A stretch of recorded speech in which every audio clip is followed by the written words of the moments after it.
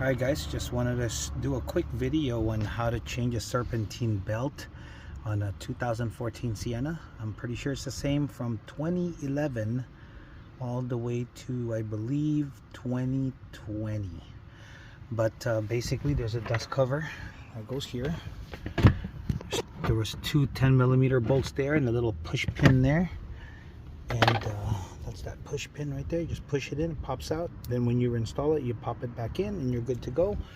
So what I'm going to do here, there's a little hole right there, and you want to drop this low enough so that you could stick a drill bit there. That's what I'm going to do.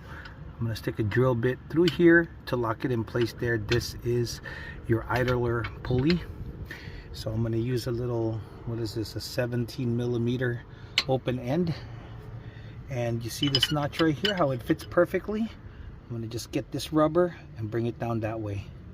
So what you want to do is pull the rubber down low enough so you can get that idler pulley and stick a drill bit through that hole. As you can see, it's already locked in place right there. Belt is loose, so now you can just remove the belt and reinstall the new one the same way it goes on. And your belt diagram should be under your hood. If not, you can always take a picture online, but it basically goes around and loops around that way. Well, here you go. This is the part number, Toyota 90916 82019. This specific belt, believe it or not, says Bando Toyota. There it is. There's your part number. And I did get this from a dealership, so I know it's not counterfeit. This is me looking at it at an upside down view, but like I said, you want to follow the diagram at the front of your hood. Mine was squeaking. It would squeak when the engine is cold. So I don't know if you can see it, but there's little cracks around this already. I'm thinking this is original. It doesn't say Bando on it, but of course the writing is probably taken off, and this is the part that causes the squeak on the sides. So I'm gonna match it up and make sure it's the same, and you should be good to go. Here's a weird thing. This one has two seams, but it's pretty solid, and I know for sure this is from Toyota, so I'm gonna put her on. One other thing real quick, before you install the new belt, you might want to spin your water pump.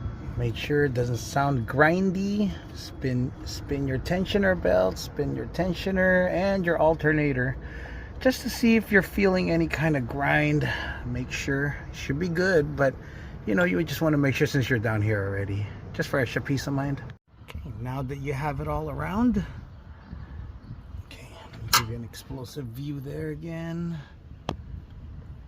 Okay, it's all in there, and just make sure it's all secure.